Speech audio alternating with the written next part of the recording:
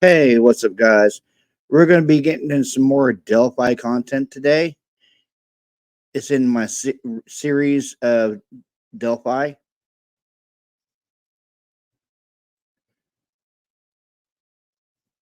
Now, we've heard a lot that the Odinists are involved over there in Delphi. There's been a lot of speculation around that. Some say they aren't, some say they are, but what if they actually were?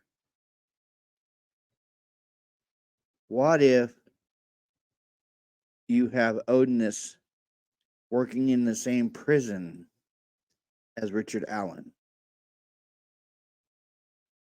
It would be kind of weird to hear something like that.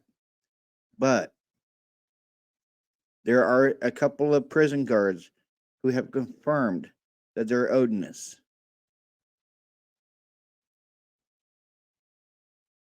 And they do torment Mr. Allen sometimes.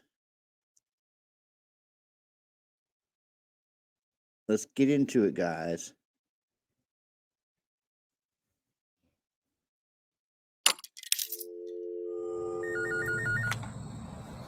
What if I take all this stuff off and I'm still a piece of shit? In the early 2000s, a racist skinhead group called the Vinlanders Social Club, who identified as Odinists, formed in Indiana. That grew to be one of the largest and most hardcore racist skinhead groups in the country. But by the mid-2010s, membership had largely filtered out. Still, others remain entrenched in the state's prison system.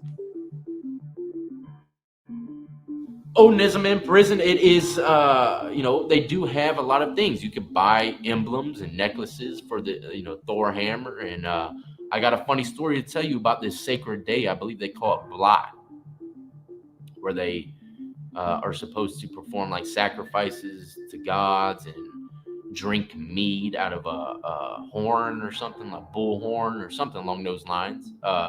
There's this one dude, he was an Odinist, and he would get drunk every night. He was my cellmate. He would get drunk every night. He was like, I gotta find my mead. I gotta find my mead. I'm like, at first I didn't know what the hell mead was. Then he broke it down to me, and he was talking to me about how mead is like some kind of religious thing, and in Odinism where they it's pretty much like making wine, but they make it through honey, even though the mead that he's buying is not made out of honey. It's made out of freaking oranges and Jolly Ranchers, but he just wants to call it mead, and do his little thing. But a lot of places, a lot of prisons recognize this as a religious belief.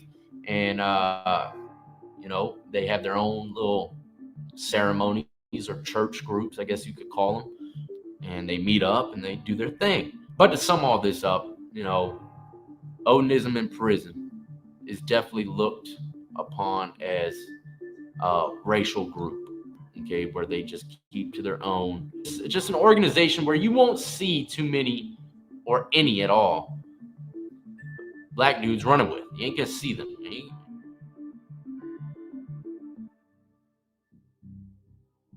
The defense claims that two prison guards supervising Allen at the prison are Odinists who have threatened, intimidated, and mentally abused him, including monitoring and recording attorney visits with Allen. The attorney suggested Allen confess to the killings in an April phone call to his wife from prison because he feared his wife would be harmed if he did not. In sworn affidavits, the two guards admit that they wore patches on their uniforms that can be associated with Odinism, but they were ordered to remove them by their commander within just the past couple of weeks. Both guards say they do not practice Odinism and they are not part of a radical hate group. If you don't practice Odinism, then why wear the patch? That don't make no sense. If you're not an Odinist and you don't practice it, why wear the patch? Can someone please tell me that in the comments?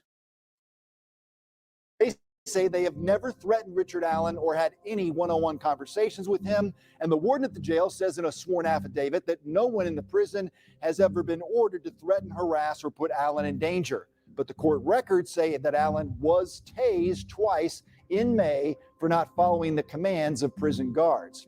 I do not, and this is with a capital N-O-T, practice Odinism. I do wear patches on my uniform that can be, but are not, associated with Odinism. Odinism patches on his uniform. So the defense is not like lying about this. And the other guy's wearing patches too. And then he says the patches pay the utmost respect to my religious higher power, the same way a Christian person would wear a cross. And I get it. Hey, you're allowed to practice whatever religion you want in this country. That is clear. It's just, I guess, a little unusual that you're wearing your patches or your religion on your vest that's part of your correctional uniform, but apparently they were. So despite that grain of salt I had for the defense, there's more than a grain of truth to what they're alleging here in terms of what they saw inside this prison. So now they're able to make these arguments that they can connect.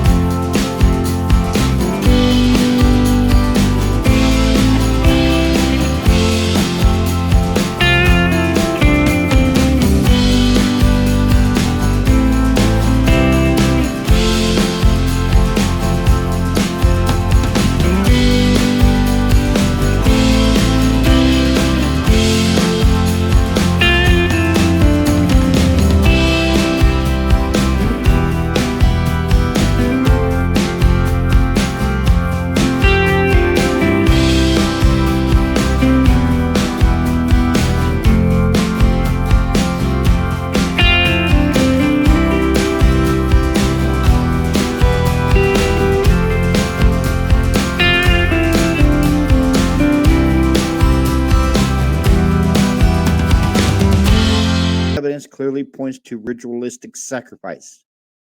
So were the Odinists involved in the murders there in Delphi? Or any other pagan religion? The signs are pointing pretty clearly that these girls were ritually sacrificed. And Liberty German and Abigail Williams were last seen yesterday afternoon when they were dropped off near that bridge. Now, they had made arrangements to be picked up by family members later that afternoon, but they never showed up. My first thought was that I was going to kick my sister's butt when I found her, because this wasn't something that she'd ever done. Searched along, the hillside and in and around the High Bridge area where they'd been dropped off. She said, "It's starting to get dark. I think we ought to call the police." So I did. A massive search effort was launched and stretched through the night. We're just praying for their safe return. 13-year-olds Liberty German and Abigail Williams went missing Monday. The girls were last seen near an abandoned railroad bridge known as the Monon High Bridge. A few of us went back out to help search for the cell phone, and we didn't find anything at that time. A number of people, by their own volition, stayed up most of the night searching. All the social media things, picking up, looking at Facebook. Has she talked to anybody, or had the girls been talking with anybody, Snapchatting or whatever the kids do today back and forth. And really didn't find anything. The last message I think we found going out was like at about 2:30, which was a Snapchat of a picture of them out there on this bridge on the trail system. That was the last communication we've had. And that led to the wee early hours. I come home, I think grabbed a couple hours, was back down there at daylight. The next day, search crews made a dreadful discovery. The bodies of Abby and Libby were found about a quarter mile from High Bridge.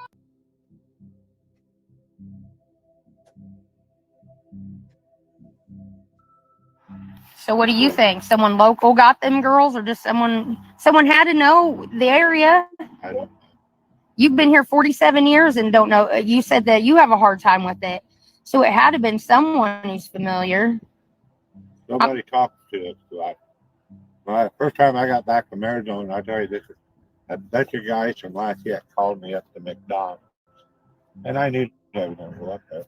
And I walked in, and two of the three people worked out of Delphi into the same plant I did. And I walked in, and I sat down beside one of them. I said, what's the deal with two girls? They don't say no more. Really? That's right. They called me Mets out there. Don't say no more, Mets. Just keep your mouth shut. And So people in Delphi are being told to keep their mouths shut. Wow. He was called to a meeting and was told to keep his mouth shut. that's the last I ever heard of any gossip. Wow.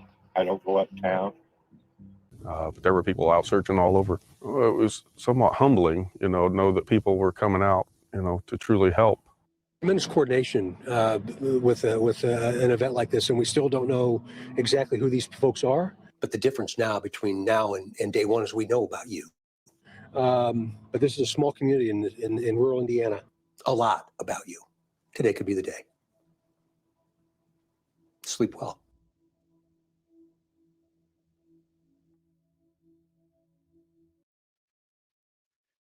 That sounds like a threat. That really does, guys. That sounded like a threat.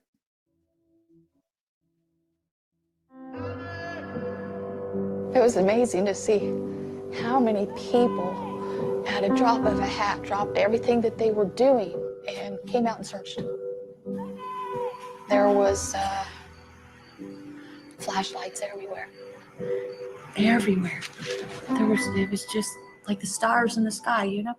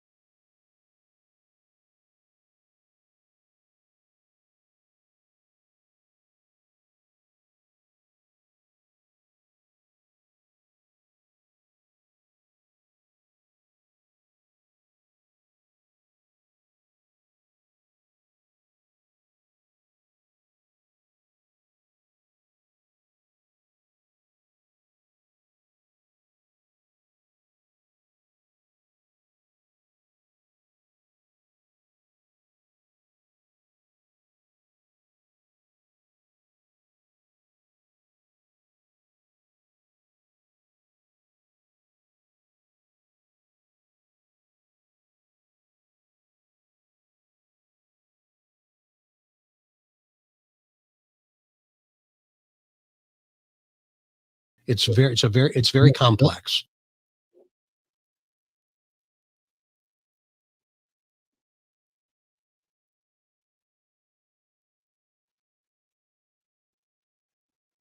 Now, how many times have we heard that saying? It's very complex. We've heard that in the OnlyFans case. It's not a normal case, is what one of the defense attorneys said. We've heard that in the Idaho 4 case.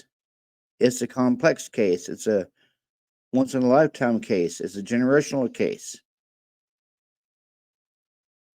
What is it with all these complex cases? What is going on in our judicial system, guys? And why is there this Odinist tie now in Delphi? You have Odinists working as prison guards, claiming that they don't practice Odinism, but yet they wear the patch of an Odinist.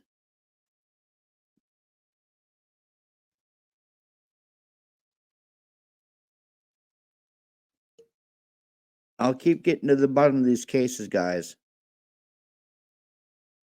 As always, like, comment, and subscribe to my channel. Hit that bell notification for any new uploads. I'll be dropping some more content here in a little while. Peace.